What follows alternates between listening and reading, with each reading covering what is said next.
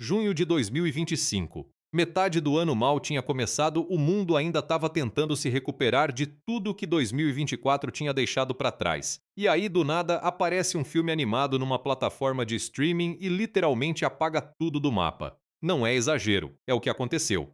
Guerreiras do K-pop chegou na Netflix no dia 20 de junho e, em questão de semanas, tinha se tornado o assunto mais falado do planeta. Não só entre fãs de animação, não só entre quem curte K-pop, mas entre todo mundo. Literalmente todo mundo. Eu tô falando de 325 milhões de visualizações. Pensa nesse número por um segundo. 325 milhões de vezes alguém deu play nesse filme. Isso não é só um sucesso. Isso é um fenômeno cultural que a gente vai estar discutindo por décadas. Mas aqui tá a coisa que me fascina de verdade. O negócio que me fez querer fazer esse vídeo. Guerreiras do K-pop não deveria ter funcionado. No papel, era uma proposta completamente maluca.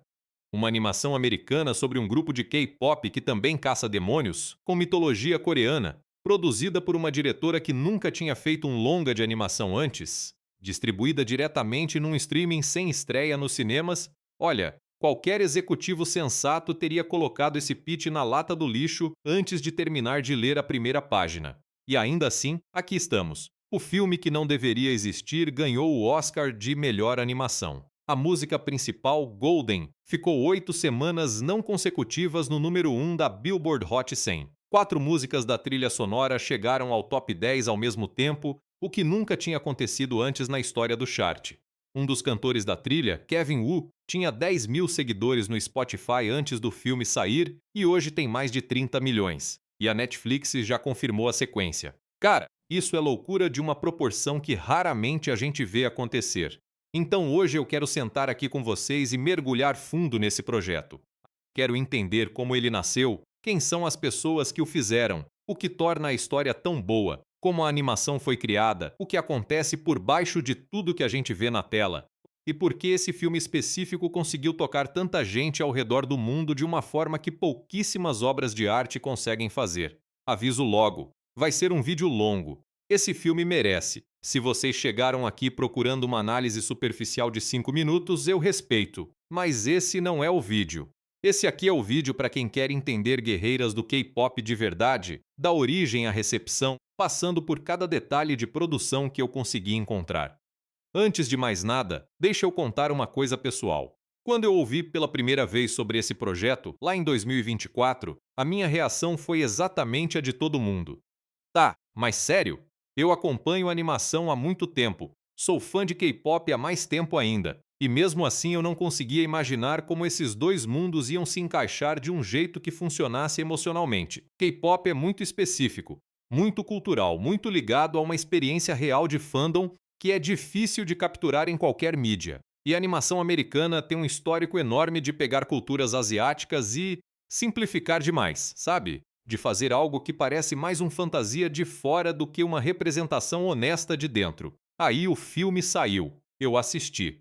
E nos primeiros 20 minutos eu já estava me perguntando como tinha passado anos sem esse filme existir na minha vida. É assim que Guerreiras do K-pop funciona. Ele te pega quando você menos espera e não te solta mais. Vamos falar de tudo isso hoje. Começa o vídeo. Primeiro, o básico. Guerreiras do K-pop é uma animação musical de fantasia urbana produzida pela Sony Pictures Animation em parceria com a Netflix. O título original em inglês é K-pop Demon Hunters, e o filme chegou ao streaming no dia 20 de junho de 2025. Tem 95 minutos de duração, foi feito com um orçamento de mais de 100 milhões de dólares e é classificado com o equivalente ao nosso PG aqui no Brasil. Basicamente, apto para toda a família, mas com suficiente profundidade emocional e complexidade temática para segurar adultos do começo ao fim. A premissa, numa frase: um grupo de K-pop chamado Huntrix, formado pelas garotas Rumi, Mira e Zoey, mantém uma identidade secreta como caçadoras de demônios, usando seus poderes vocais e suas habilidades de combate para proteger o mundo de criaturas sobrenaturais que se alimentam de almas humanas. O conflito central começa quando surge um grupo rival, os Saja Boys, um boy band que na verdade é composto por demônios disfarçados, com o objetivo de roubar os fãs de Huntrix, enfraquecer a barreira mágica que mantém os demônios afastados, e abrir caminho para o rei dos demônios entrar no mundo humano. Parece muito coisa, eu sei. Mas o filme balanceia tudo isso com uma habilidade cirúrgica que deixa qualquer pessoa boquiaberta. Quem está por trás disso? A diretora principal é Maggie Kang, uma diretora americana de origem coreana que foi quem criou a ideia central do projeto. Ela co-dirige com Chris Appliance, que você talvez conheça pelo filme Wish Dragon, também da Sony Pictures Animation.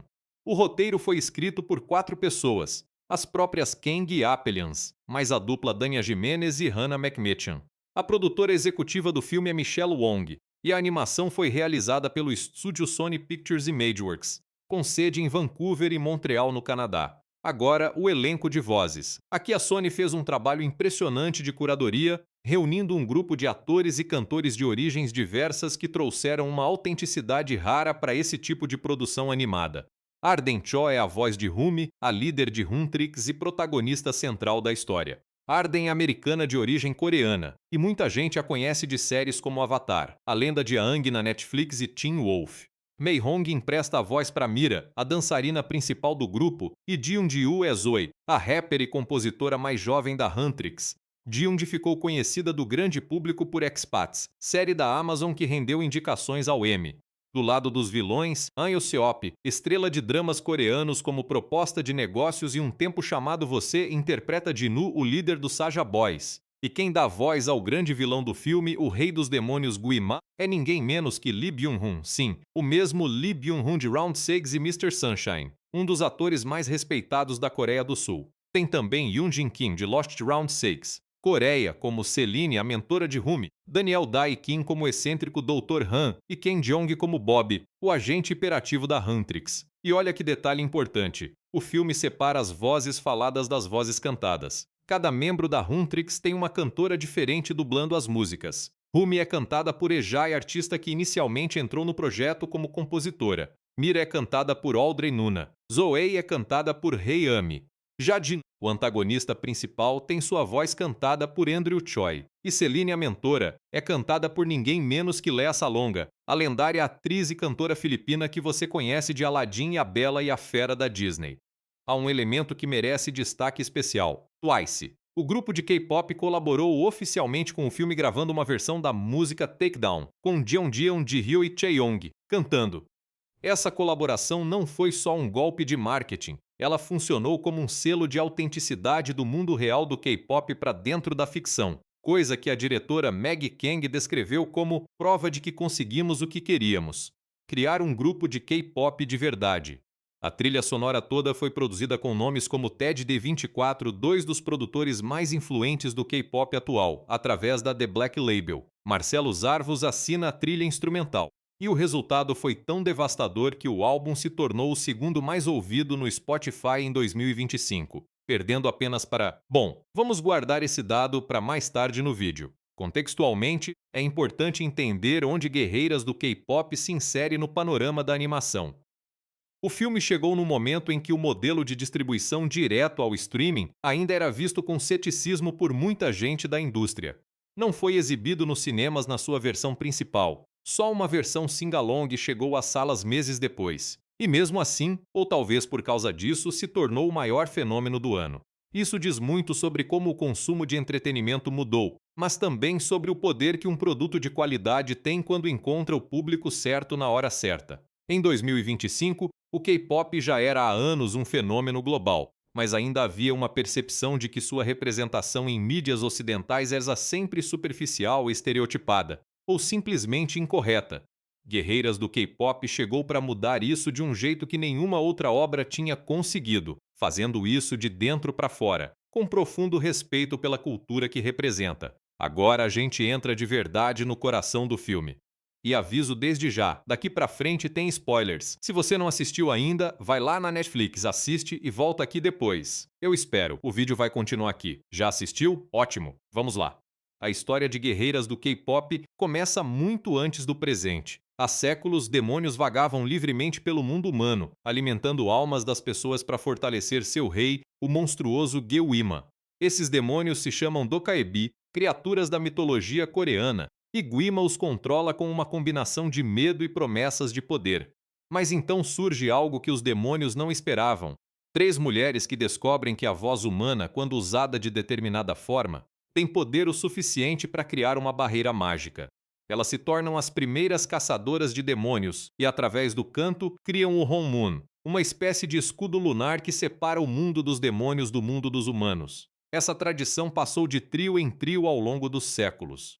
Sempre 3 mulheres, sempre cantoras, sempre caçadoras. O objetivo final é fortalecer o Honmun ao ponto de se tornar o Honmun Dourado, uma versão permanente da barreira que banirá os demônios para sempre. Quando isso acontecer, o Honmun terá cumprido seu propósito máximo. No presente, esse trio é a Huntrix, Rumi, Mira e Zoe. De dia, elas são as maiores estrelas do K-pop do planeta, lotando estádios e dominando charts. De noite, elas caçam demônios com armas tradicionais coreanas que a Rumi oculta sob o palco durante os shows.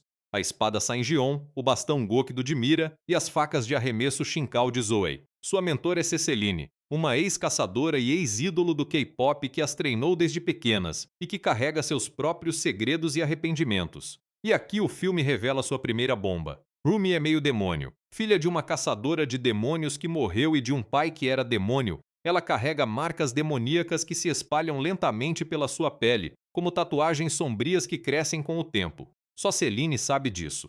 Mira e Zoe não fazem ideia. E Rumi vive aterrorizada com a possibilidade de que essas marcas revelem sua verdadeira natureza ao mundo. A solução que ela encontrou é uma só: acelerar o processo de tornar o Honmun dourado. Ela acredita que quando o Honmun se completar, as marcas demoníacas vão desaparecer, apagando qualquer evidência de sua origem. Por isso, ela empurra o grupo com força total para lançar Golden, a nova música delas, antes do prazo. Uma performance ao vivo de Golden deveria ser suficientemente poderosa para dar o último empurrão que o Honmun precisa para se dourar. Só que aí o plano começa a rachar. Rumi começa a perder a voz. E num grupo de K-pop que caça demônios usando o poder do canto, perder a voz é catastrófico em todos os sentidos possíveis. Enquanto isso, no mundo dos demônios, Guima está furioso. Seus capangas continuam falhando em quebrar o Honmun. Aí surge Jinnu, um humano que foi transformado em demônio séculos atrás. Jinnu tem um plano diferente dos demônios comuns. Em vez de atacar diretamente, ele propõe infiltrar o mundo humano de forma sutil. Formar um grupo de K-pop, roubar os fãs de Huntrix. E sem fãs, sem energia, sem poder vocal, o Honmun enfraquece sozinho. Guima aceita. Em troca, ele promete a Jinnu uma coisa que o demônio deseja desesperadamente: apagar suas memórias humanas, porque Jinnu sofre. Mesmo depois de séculos como demônio, ele ainda carrega a culpa e a vergonha da vida humana que teve. Foi um homem que aceitou o poder de Guima em troca de riqueza para sua família, mas no processo os destruiu. E agora vive com isso, atormentado por vozes internas que nunca o deixam esquecer. Os Saja Boys estreiam. 5 demônios disfarçados de ídolos, cada um representando um arquétipo do K-pop. Tem o visual, o fofo, o rebelde, o misterioso e, claro, o líder, que é o próprio Jinnu. A música de estreia deles, Soda Pop, é grudenta, irresistível. E em questão de dias eles já estão dominando charts e roubando a atenção dos fãs de Huntrix. A Huntrix descobre que os Saja Boys são demônios relativamente cedo. Elas têm um senso para isso, parte do treinamento. Elas os enfrentam. Mas durante o confronto acontece algo que muda tudo. Jinnu percebe as marcas demoníacas em Rumi. Ele as vê claramente. E em vez de expô-la na frente de Mira e Zoe, ele esconde. Por quê? Esse é o grande mistério do primeiro ato do filme, e a resposta vai demorar um pouco para chegar. O que acontece nos primeiros dias depois desse encontro é uma dança de desconfiança e fascínio mútuo entre Rumi e Jinnu. Eles são opostos perfeitos. Ela, uma meio-demônia que tenta ser completamente humana. Ele, um ex-humano que foi forçado a ser completamente demônio. Os dois ficam presos num ponto de contato estranho, onde cada um enxerga no outro algo que reconhece em si mesmo. Jinnu explica a Rumi o mecanismo que a está destruindo, a vergonha. No mundo demoníaco, Guima controla seus subordinados através de vozes internas, sentimentos de vergonha e inadequação que se amplificam como um veneno mental. E Rumi, sem perceber, está sofrendo exatamente esse efeito. A vergonha que ela sente por sua origem demoníaca está literalmente sufocando seu poder vocal. A voz que ela usa para cantar e para caçar demônios está sendo silenciada por dentro para fora. Essa revelação é o ponto de virada emocional do primeiro ato. Rumi não está perdendo a voz por causa de um problema técnico. Está perdendo a voz porque tem vergonha de quem é. E é o vilão do filme quem primeiro a faz entender isso. O segundo ato de Guerreiras do K-pop é onde o filme mostra que tem algo muito mais profundo na manga do que a premissa inicial sugeria. Porque enquanto os Saja Boys continuam crescendo em popularidade e o Honmun começa a enfraquecer visivelmente, permitindo que mais demônios escapem para o mundo humano, a tensão dentro da própria Huntrix também vai aumentando. O grupo precisa de uma resposta rápida aos Saja Boys. A solução que surge é uma nova música, Takedown. A proposta é direta e agressiva.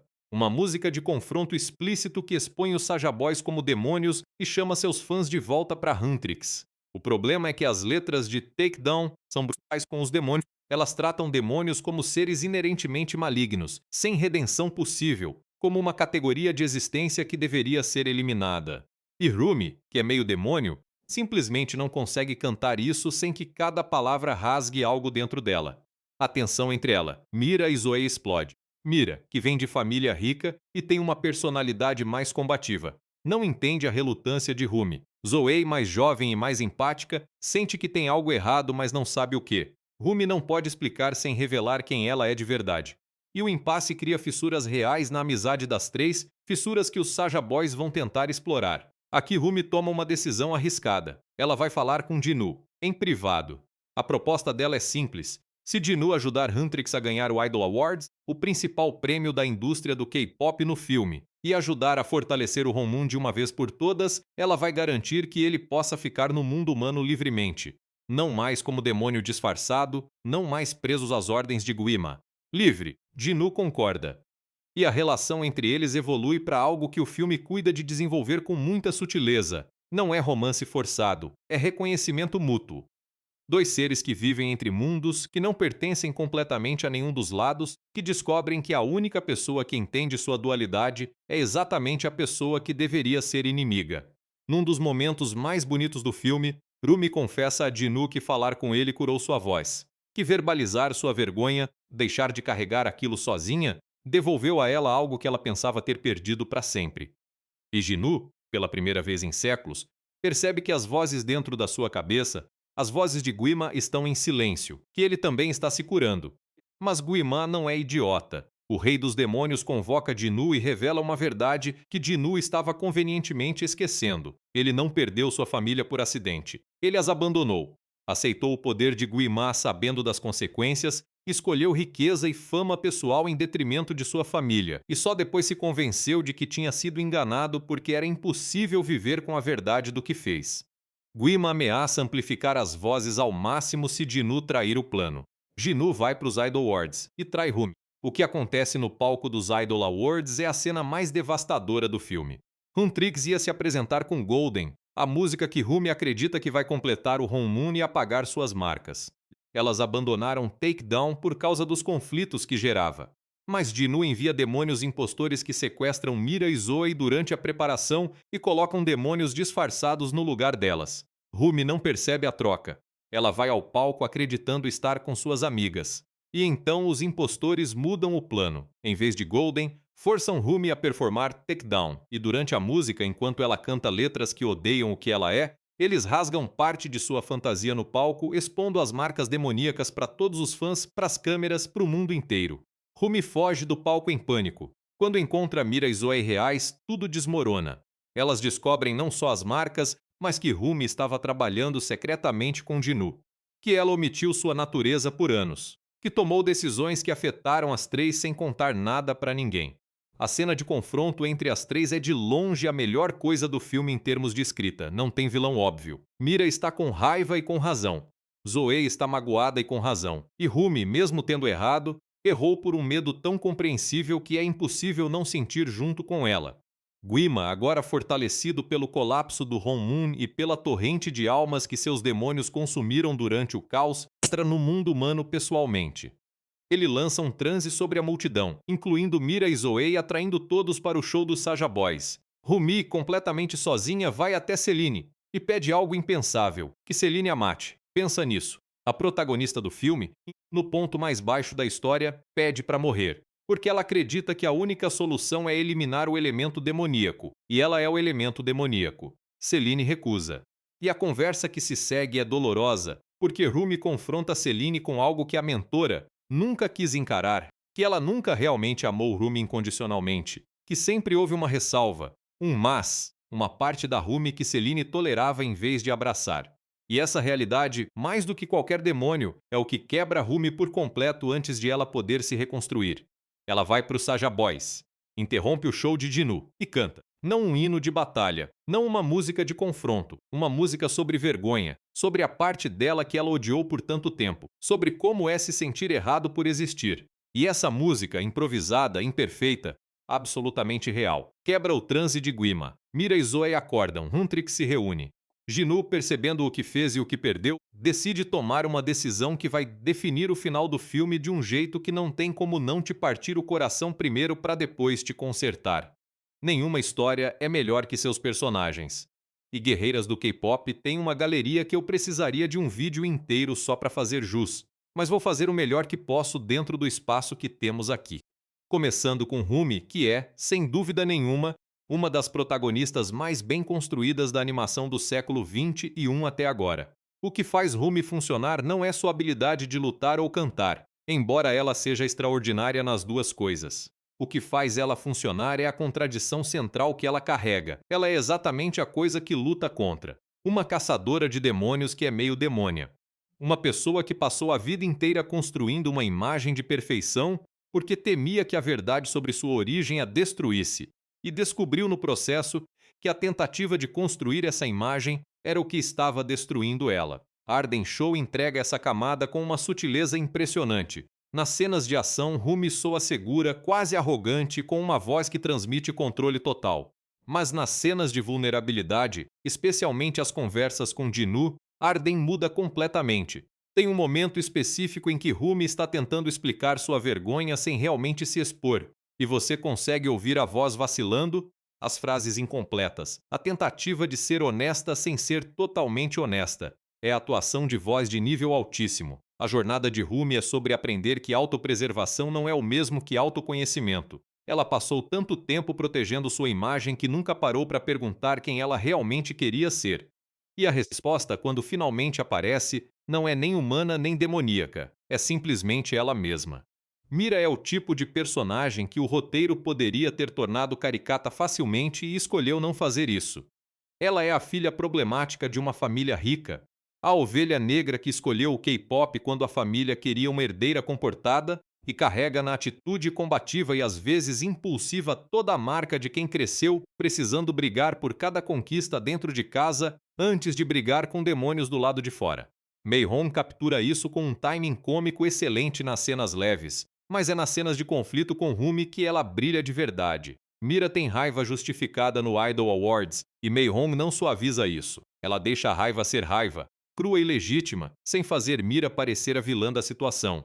O arco de Mira é mais discreto que o de Rumi, mas ele existe. Ela começa como alguém que reage, que explode, que age movida pela emoção imediata.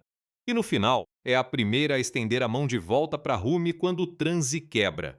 Não porque esqueceu o que aconteceu, porque entendeu que a amizade real sobrevive à traição quando a traição veio do medo e não da maldade. Zoe é a que eu mais queria ver explorada em detalhe, e o filme entrega mais do que esperava. Como a mais nova do grupo e a única americano-coreana, Zoe navega uma identidade que é múltipla por definição. Ji Young-gyu traz uma energia naturalmente cômica que alivia as cenas mais pesadas sem jamais trivializá-las. E há um cuidado real nos momentos em que Zoe percebe que algo está errado entre suas amigas, mas não sabe exatamente o que. Ela funciona muitas vezes como âncora emocional do trio, o termômetro que mede a temperatura das relações entre as três. Agora, Jinu. Que personagem incrível! Em qualquer outra versão desse roteiro, Jinu seria simplesmente o antagonista carismático que eventualmente se redime. Mas aqui ele é algo muito mais complicado. Jinu não é redimível no sentido convencional do termo. Ele fez algo horrível, e não por ingenuidade. Aceitou um acordo com Guima sabendo das consequências, escolheu sua própria ascensão social à custa de sua família, e passou séculos convencido de que era a vítima da situação porque era psicologicamente impossível ser o vilão da própria história. An Hyo-seop traz toda a sua experiência em dramas coreanos, gênero que é exatamente sobre nuance emocional masculina, para construir um Jinu que é simultaneamente encantador, arrependido, autodestrutivo e corajoso. Tem uma cena em que ele conta sua história para Rumi e a câmera. Mesmo sendo animação, a forma como o rosto dele é iluminado faz questão de mostrar que ele não tem certeza de qual versão da história é verdadeira.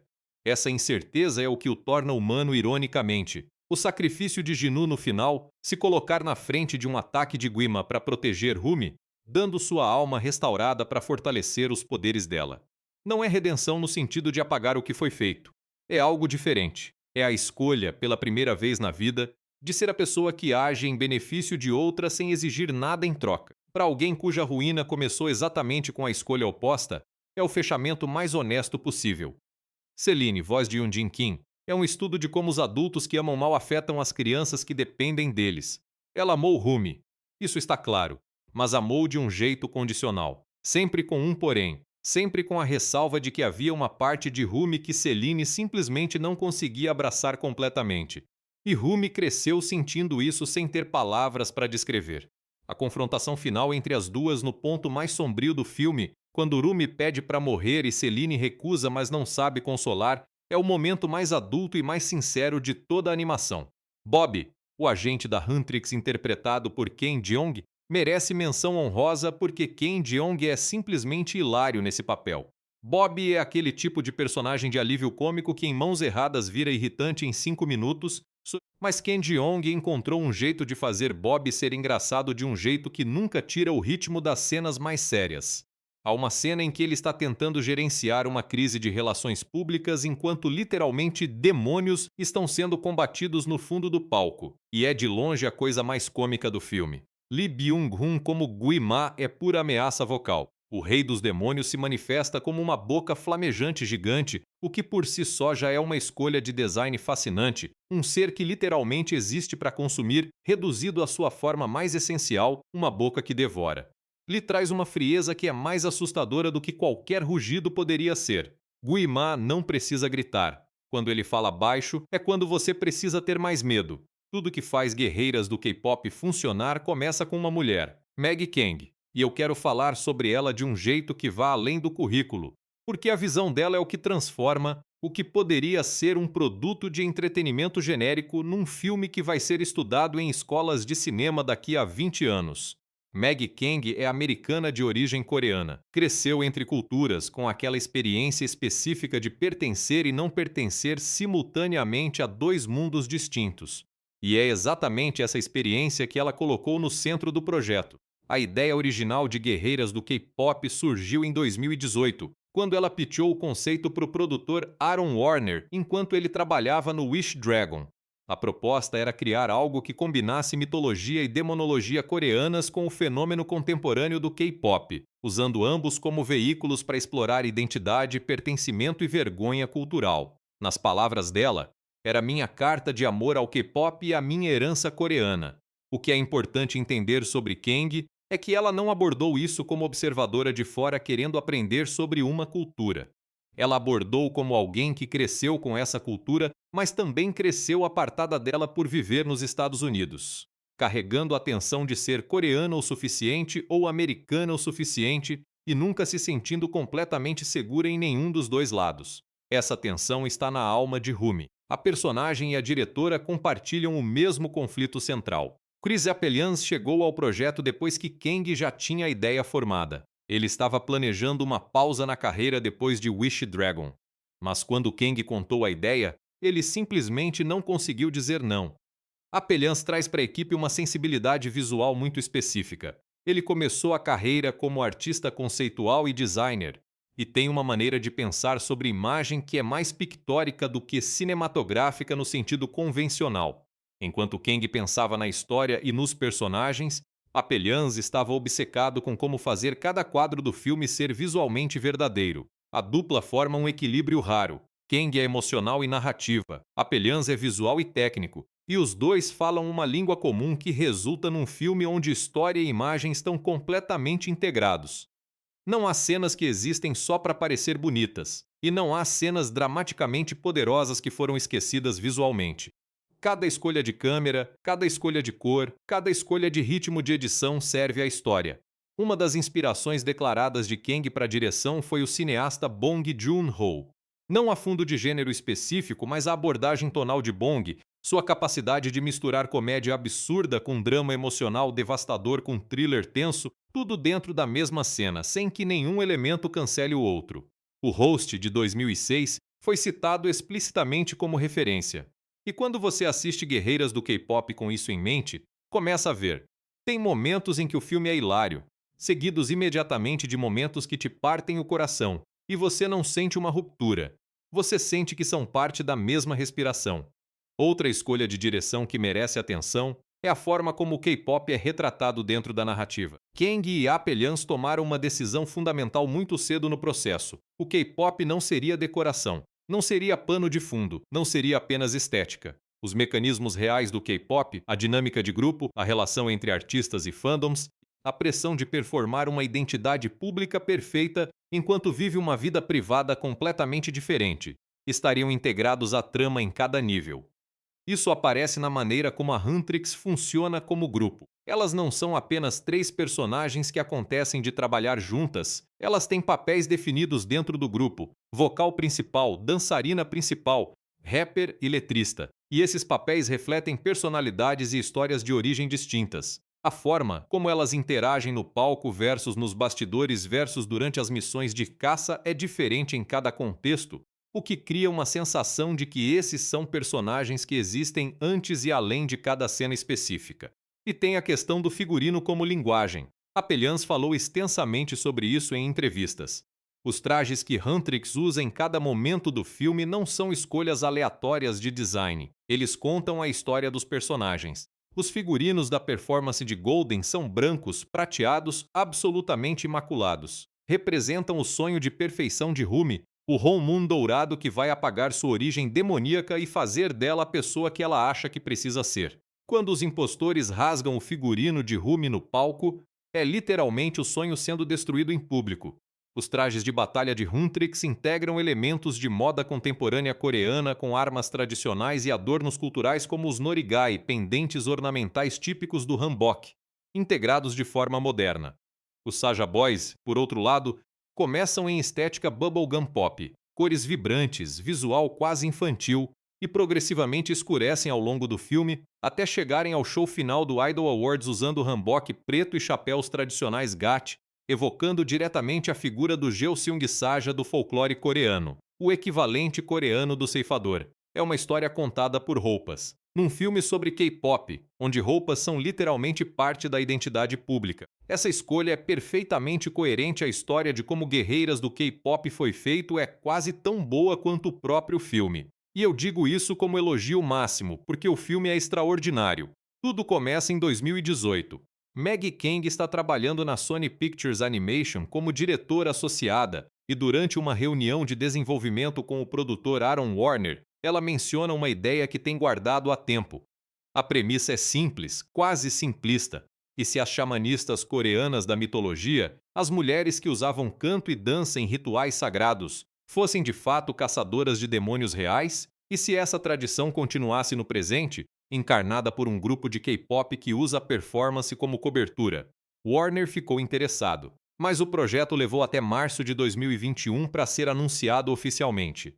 3 anos de desenvolvimento interno na Sony, refinando o conceito, encontrando os codiretores certos, estabelecendo a linguagem visual, construindo o mundo da história. Quando o anúncio foi feito, Maggie Kang e Chris Apelians já estavam em posições fixas como codiretores. As escritoras Hannah McMatchan e Dania Jimenez tinham sido contratadas para escrever o roteiro, e Michelle Wong estava confirmada como produtora executiva. A chegada de McMatchan e Jimenez é um detalhe importante. As duas foram indicadas para o projeto por Nicole Perlman, roteirista conhecida por Guardiões da Galáxia. Em entrevista à Variety, McMatchan contou que ela e Jimenez nunca tinham feito animação antes e não sabiam nada sobre K-pop quando foram chamadas. O que Maggie Kang estava procurando não era expertise técnica, era a dinâmica específica de duas amigas jovens escrevendo juntas. A energia autêntica de pessoas que têm o tipo de amizade que a Huntrix representa. E nesse sentido, as duas eram perfeitas. O processo de pesquisa foi extenso. Kang passou meses estudando mitologia coreana e demonologia, especialmente a figura do Dokaebi, um tipo de espírito da cultura coreana que aparece em diversas formas nos contos folclóricos. Mas em vez de usar o dokaebi no sentido mais genérico, ela foi fundo nos textos históricos sobre o papel das mulheres na religião popular coreana, especialmente as mudang, as xamãs coreanas que realizavam rituais chamados gut, usando canto e dança para se comunicar com espíritos. Essa pesquisa se tornou a fundação mitológica do Honmun. A ideia de que canto tem poder sobrenatural não foi inventada para o filme, ela vem diretamente de uma tradição real de como a cultura coreana entendia o papel da voz feminina no contexto espiritual. E isso dá ao sistema de magia do filme uma coerência interna que não é arbitrária. O poder de Huntrix tem raízes. Paralelamente, a produção mergulhou fundo no K-pop real. A equipe de arte e design estudou grupos como Blackpink, Twice, ITZY e 2NE1 para entender as dinâmicas visuais e performáticas de grupos femininos de K-pop. Os Saja Boys foram baseados em grupos masculinos como BTS, Stray Kids, a tese Tomorrow X Together. E Chaeun-woo, estrela de K-drama e do grupo Astro, foi um modelo visual e de vibe direto para o personagem de Nu. A fase de casting foi realizada em 2 etapas separadas. Primeiro foram escolhidos os cantores que dariam as vozes musicais dos personagens. Depois, os atores que dariam as vozes faladas. Ejai, a cantora que dá voz musical a Rumi, entrou inicialmente no projeto como compositora e foi tão naturalmente integrada ao personagem que os diretores simplesmente a ofereceram o papel.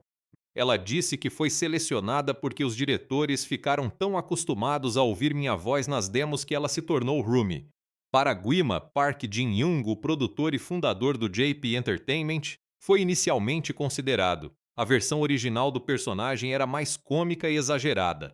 Mas à medida que Guima evoluiu para uma figura mais genuinamente ameaçadora e sombria, a escolha mudou para Lee Byung-hun, cujo peso dramático era exatamente o que o papel exigia. A animação foi realizada pelo Sony Pictures Imageworks, nas instalações em Vancouver e Montreal, com Josh Beveridge como diretor de animação. A escolha de usar animação 3D pura, sem os elementos 2D híbridos que as produções do Spider-Verse usaram, foi deliberada.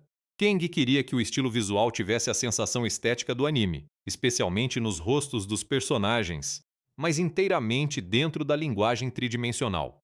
Um dos desafios técnicos mais fascinantes foi a decisão de animar os personagens usando formatos de boca específicos da língua coreana, mesmo que o filme seja inteiramente em inglês. A intenção era que, visualmente, os personagens parecessem estar falando coreano. Ou seja, a animação labial foi desenvolvida a partir do coreano e depois adaptada ao inglês, não o contrário. O resultado é um gestual visual que soa culturalmente correto mesmo quando as palavras são em inglês. A coreografia foi outra área de investimento extraordinário. Jo Na-in, coreógrafa sul-coreana da Jam Republic, desenvolveu as sequências de Golden e Takedown. Lee Jung-lee, da The Black Label, cuidou de How It's Done. E o grupo K-Tigers, especialistas em taekwondo, contribuiu tanto com a coreografia de batalha quanto com a de Your Idol. O taekwondo foi explicitamente integrado ao estilo de luta dos Saja Boys, demonstrando a arte marcial não como esporte, mas como dança de confronto, algo que o coreógrafo Ha Seong-jin descreveu como taekwondo como expressão artística, não como competição. Guerreiras do K-pop é um filme tecnicamente extraordinário, e eu acho que isso não recebeu a atenção que merece na maior parte das análises que vi por aí. Todos falam da história, da trilha sonora, dos personagens. E com razão, porque todos esses elementos são excepcionais. Mas a maneira como o filme foi construído tecnicamente é igualmente impressionante. Vamos começar pela animação propriamente dita. A decisão de Josh Beveridge e sua equipe no Imageworks foi criar o que eles chamaram de estética 2D numa linguagem tridimensional. Isso significa que todos os elementos visuais do filme foram criados em CGI puro, mas a forma como eles foram compostos, iluminados e editados cria a sensação visual de um anime de alta qualidade. Os rostos dos personagens, especialmente nos momentos de expressão emocional intensa, usam um leque de formas e deformações que são muito mais próximas do anime japonês do que da animação americana convencional. O sistema de mudança de estilo de acordo com o tom da cena é um dos elementos técnicos mais fascinantes do filme. Beveridge explicou que desenvolveram 3 modos visuais distintos para os personagens. Um modo glamouroso para performances e momentos de triunfo, com iluminação quase editorial de moda. Um modo agressivo para sequências de batalha com maior uso de linhas e ângulos nos rostos dos personagens, e um modo chibi para momentos de comédia, onde os personagens literalmente se deformam em versões mais compactas e expressivas de si mesmos. O interessante é que essas transições acontecem de forma orgânica dentro de cenas únicas, sem que o espectador seja notificado de que o estilo está mudando. A iluminação do filme foi inspirada em múltiplas fontes: iluminação de palcos de shows ao vivo, fotografia editorial de moda e videoclipes de K-pop. Quem já foi a um show de K-pop sabe que a iluminação nesses eventos é algo completamente diferente de qualquer outro tipo de show. É muito mais calculada, muito mais específica em criar atmosferas distintas em questão de segundos. A equipe de arte estudou shows reais de grupos como Blackpink e BTS para entender como essa iluminação funciona, e então recriou essa lógica dentro do espaço animado. O resultado é que as cenas de performance em guerreiras do K-pop têm uma energia visual que você normalmente só vê em produções ao vivo de verdade. Não parece animação querendo imitar um show. Parece que você está em frente ao palco. Agora a trilha sonora, que é um tópico que poderia ser um vídeo inteiro por si só e provavelmente vai ser. A supervisão musical foi de Ian Eisendrath, que trabalhou com Ted D e 24 da The Black Label na composição das músicas originais. Ted D, para quem não conhece, é um dos produtores mais importantes da história do K-pop moderno. Ele produziu alguns dos maiores hits do Blackpink, incluindo Dedudu e How You Like That.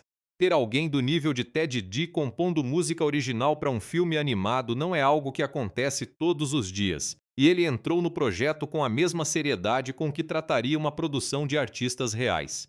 O ponto de partida musical foi uma decisão fundamental. As músicas precisavam ser boas o suficiente para existir fora do filme. Não trilha sonora que você ouve e pensa, ah, sim, é do filme X.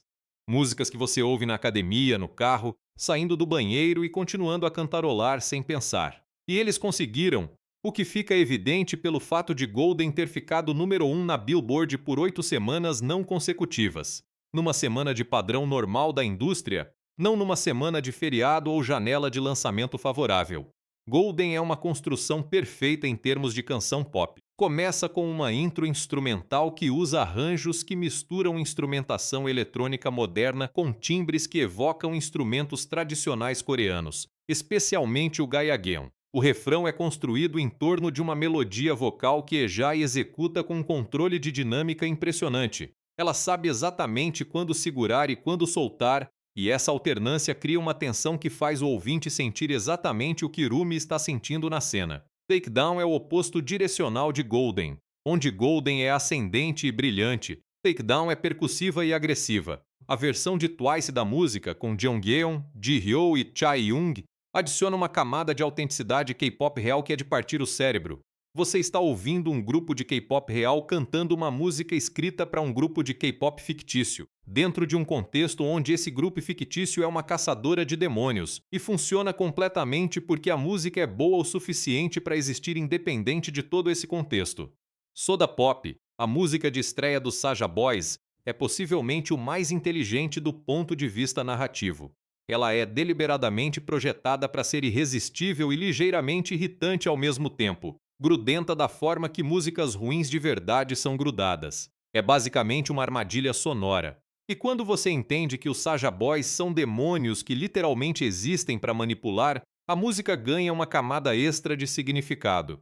A Marcelo Zarvos cabe a trilha orquestral, e ele faz um trabalho que complementa as músicas pop sem competir com elas. Nos momentos de batalha, a trilha usa cordas pesadas com influências de percussão coreana. Nas cenas emocionais entre Rumi e Jinu, Zarvos usa arranjos minimalistas que deixam espaço para o silêncio, o que na animação é uma escolha corajosa porque o instinto é sempre preencher silêncio com música. A edição de Nathan Schauf merece menção especial porque o ritmo de guerreiras do K-pop é impecável. Com 95 minutos, o filme não tem um único momento frouxo. Cada cena existe porque precisa existir, e quando termina, termina na hora certa. As transições entre os momentos cômicos e os momentos emocionalmente pesados são tão suaves que você nem percebe quando o humor terminou e o drama começou.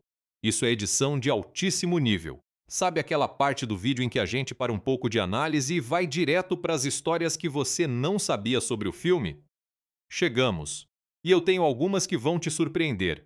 Começa com o personagem de Rumi, que tem uma origem muito mais antiga do que o filme. A diretora Maggie Kang e seu marido, o artista Radford Secrist, criaram a Rumi originalmente para um quadrinho independente chamado Plastic Walrus. Era uma versão bem diferente, mais casual, sem a mitologia do K-pop em torno dela.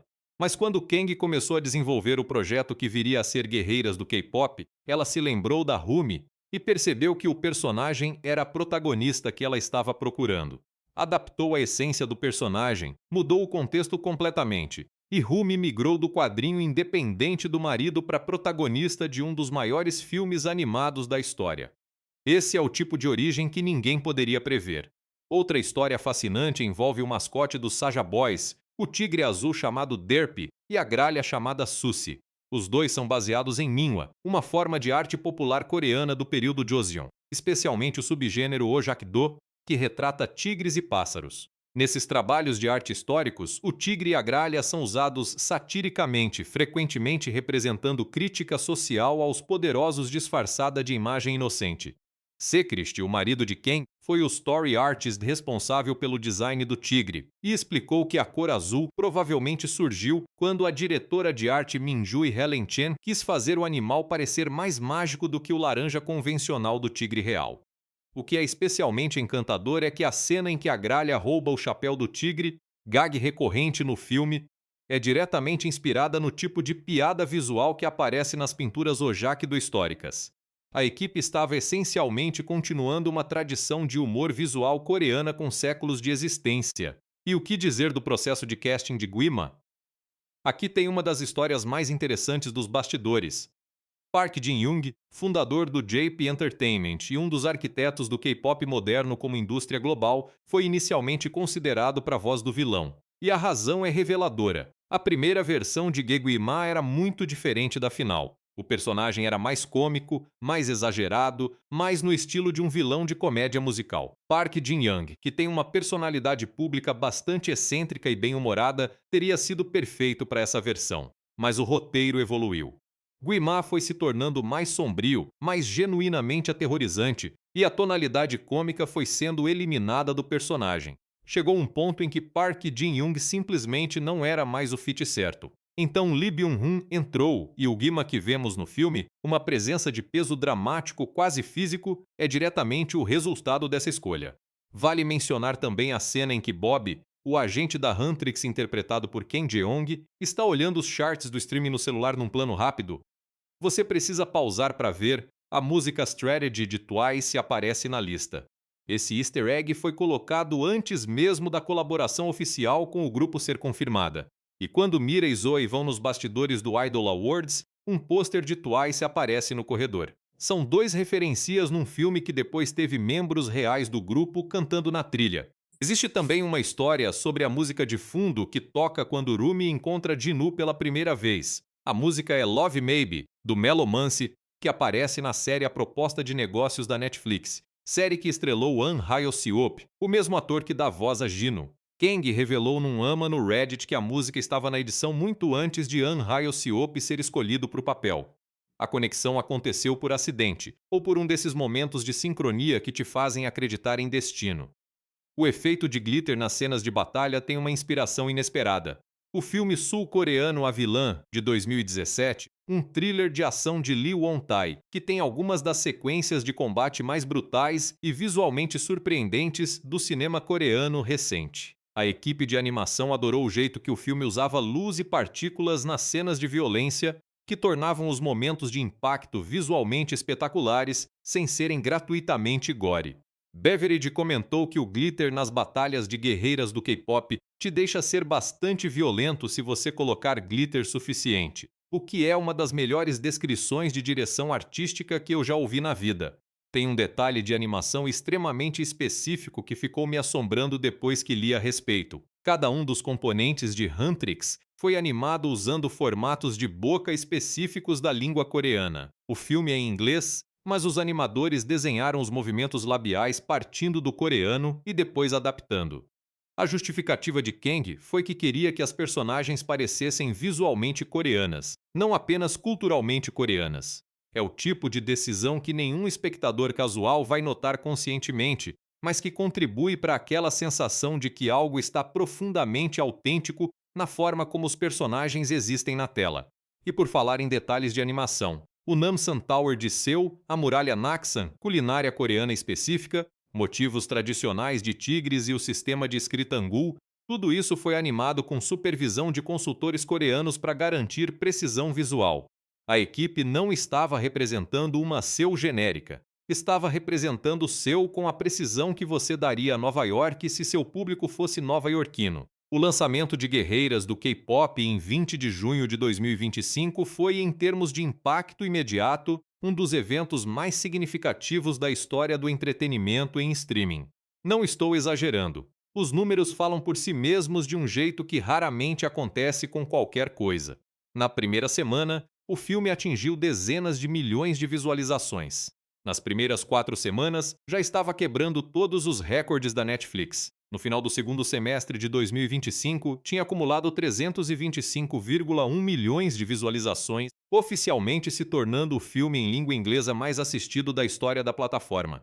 Outro levantamento da Netflix indicou 481,6 milhões de visualizações totais no segundo semestre. A discrepância entre esses números reflete diferentes metodologias de contagem, mas qualquer que seja o número, a escala é absurda. O filme passou 15 semanas consecutivas no top 10 da Netflix na categoria de filmes em língua inglesa, quebrando um recorde que antes não tinha nem nome porque ninguém imaginou que precisaria ter um nome. A crítica especializada correspondeu à recepção popular de um jeito que raramente acontece. Normalmente, quando um filme faz esse tipo de número de público, os críticos se dividem. Aqui não. Guerreiras do K-pop chegou ao Rotten Tomatoes com 95% de aprovação dos críticos e 99% de aprovação do público. O New York Times chamou o filme de encantador, engraçado e precisamente contundente. Outros publications importantes descreveram o filme como o filme essencial de 2025 e como o produto mais definidor do ano na cultura pop. Depois que a versão sing-along foi exibida nos cinemas em agosto e outubro de 2025, o impacto se expandiu para o mundo offline. A versão sing-along foi exibida em mais de 1.000 salas esgotadas nos Estados Unidos, Canadá, Austrália, Nova Zelândia e Reino Unido, e chegou ao topo das bilheterias norte-americanas no fim de semana de estreia, algo sem precedente para um título Netflix. Superou Glass Onion, um mistério Knives Out como o maior resultado de bilheteria já conseguido por um filme Netflix nos cinemas. A trilha sonora, por sua vez, realizou feitos que nenhuma outra soundtrack tinha conseguido antes. Golden ficou 8 semanas não consecutivas no número 1 da Billboard Hot 100, se tornando a primeira música de um grupo feminino a liderar o Streaming Songs Chart da Billboard. 4 músicas do álbum chegaram ao top 10 simultaneamente, o que nunca tinha acontecido com nenhuma trilha sonora na história do chart. No Spotify, o álbum foi o segundo mais ouvido de 2025, perdendo apenas para um artista que prefiro não mencionar porque me dói a alma um pouco. O número 1 como trilha sonora no Spotify ficou com Guerreiras do K-pop sem concorrência. O Grammy de melhor canção escrita para mídia visual foi para Golden em 2026, mais 5 indicações distribuídas por outras categorias. E no Oscar de 2026, o filme ganhou nas 2 categorias para as quais foi indicado: melhor animação e melhor canção original, também para Golden. Agora vou falar de algo que acho igualmente fascinante: o impacto humano individual que o filme teve. Kevin Wu é um ex-integrante do grupo de K-pop U-Kiss, que encerrou as atividades principais há anos. Quando Guerreiras do K-pop foi anunciado, Kevin tinha 10.000 seguidores no Spotify, razoável para um artista solo independente, mas longe da fama do K-pop mainstream. Então o filme saiu e revelou ao mundo que ele era o cantor por trás de Mystery, Saja, e que sua voz estava num dos álbuns mais ouvidos do planeta. Hoje ele tem mais de 30 milhões de seguidores no Spotify. 30 milhões. De 10.000 para 30 milhões, numa questão de semanas. Para Kevin Wu especificamente, e para vários dos artistas menos conhecidos que participaram da trilha, o filme foi um ponto de virada de carreira que nenhum deles poderia ter previsto. Isso é o tipo de coisa que a indústria raramente consegue oferecer, e que Guerreiras do K-pop entregou como efeito colateral de simplesmente ser bom. O impacto cultural mais amplo também foi significativo. Discussões sobre identidade diasporicamente coreana, sobre vergonha cultural, sobre o que significa ser suficientemente de um lugar quando você cresceu entre dois mundos, essas conversas explodiram em redes sociais de formas que raramente um produto de animação provoca. Professores relataram usar o filme em aulas de estudos culturais. Psicólogos em comunidades coreano-americanas relataram que clientes passaram a usar o personagem de Rumi como vocabulário, para descrever sentimentos de inadequação cultural que antes não tinham como nomear. O anúncio da sequência veio em março de 2026, com Maggie Kang e Chris Apelians confirmados para dirigir novamente. O título provisório ainda não foi revelado, mas a Netflix confirmou que a sequência faz parte de um acordo de longo prazo com a dupla e que a previsão de lançamento é 2029. Vai ser uma longa espera, mas dada a qualidade do primeiro filme, provavelmente vai valer cada dia. Aqui a gente chegou. A última parte. E eu quero ser honesto com vocês sobre o que eu acho que Guerreiras do K-pop representa, porque eu acho que o discurso em torno do filme ainda não chegou onde ele precisa chegar. A discussão sobre o filme, pelo menos na maioria dos lugares onde eu a vi, tende a orbitar dois eixos. De um lado, o fenômeno de entretenimento, o histórico de números, os recordes, as premiações. Do outro, a análise de representação, a importância de ter uma obra mainstream com criadores asiáticos, protagonistas asiáticas, cultura coreana no centro. E ambos os eixos são legítimos e importantes. Mas acho que o que está um pouco ausente é uma análise mais direta do que o filme está dizendo como obra de arte, o que o torna singular não como produto cultural, mas como argumento emocional. Guerreiras do K-pop é, na sua essência, um filme sobre vergonha e sobre o que ela faz com as pessoas que carregam ela por tempo demais. Vergonha não é culpa. Culpa diz eu fiz algo errado. Vergonha diz eu sou algo errado. É uma distinção que a psicologia considera fundamental e que o filme desenvolve com uma sofisticação que a maioria dos filmes adultos não consegue. Rumi não se sente culpada por ser meio demônia. Ela sente vergonha de ser meio demônia. Ela acredita que sua própria existência é o problema, que se as pessoas soubessem o que ela é, seriam corretas em rejeitá-la. E por isso, ela constrói uma performance tão perfeita de humanidade que a performance começa a sufocar a pessoa que existe embaixo dela. Esse é um dilema profundamente específico da experiência diasporicamente asiática e simultaneamente universal o suficiente para tocar qualquer pessoa que já se sentiu inadequada por ser quem é. A vergonha cultural, a vergonha de identidade, a vergonha de não encaixar nos moldes que a família ou a sociedade espera. Esses são sentimentos que transcendem etnia e geração. O filme usa o contexto do K-pop, com sua estrutura de imagem pública cuidadosamente construída, como o ambiente perfeito para explorar esse tema, porque no K-pop a tensão entre persona pública e pessoa real é literalmente embutida no modelo de negócios. E aqui é onde Jinu entra de forma mais interessante. Ele é o espelho de Rumi, mas invertido. Onde ela tentou apagar o lado demoníaco, ele tentou apagar o lado humano. Os dois chegaram ao mesmo lugar por caminhos opostos. Uma identidade que eles próprios destruíram para se tornarem aceitáveis para os outros. A cura de ambos passa pela mesma coisa, ser visto por alguém que não vai fugir do que enxergar. O sacrifício de Jinu no final, dar sua alma para fortalecer Rumi, não é um gesto de heroísmo no sentido convencional. É o culminar de uma jornada de aprender a agir por amor em vez de por medo. A primeira grande escolha da vida de Jinu foi motivada por medo da pobreza e medo do esquecimento. A última é motivada por amor, que é, convenientemente, exatamente o que falta no mundo controlado por Guima, que alimenta seus servos de vergonha e medo porque o amor é a única coisa que não pode controlar. É uma tese filosófica expressa através de uma briga entre um grupo de K-pop e um boy band de demônios. E funciona. Completamente. O outro tema que o filme desenvolve com cuidado é o da amizade feminina como ato de resistência. Mira e Zoe não são personagens de suporte de Rumi. Elas têm histórias próprias, motivações próprias, traumas próprios. E a Huntrix funciona não porque as três são perfeitas em harmonia, mas porque elas escolhem repetidamente continuar uma do lado da outra mesmo quando isso é difícil. O filme mostra uma amizade que sobrevive a mentiras, a traições nascidas do medo, a noites em que ninguém tem as palavras certas. Não porque a amizade é mágica, mas porque a amizade real exige trabalho, e o trabalho vale a pena. E então, que legado isso deixa para a animação? Acho que a resposta mais honesta é que Guerreiras do K-pop expandiu o que a animação mainstream pode ser. Não só em termos de representação, embora isso seja real e importante, mas em termos de complexidade emocional, em termos de disposição para levar temas adultos a sério sem abandonar a alegria e o espetáculo que o gênero permite. Em termos de respeito pelo público, ao apresentar personagens que são contraditórios, que erram de formas compreensíveis, que não resolvem seus problemas através de golpes de ação, mas através de conversas dolorosas e descobertas internas. O Oscar é o reconhecimento formal. Mas o legado real é que agora existe uma régua diferente para o que uma animação destinada a famílias pode fazer emocionalmente.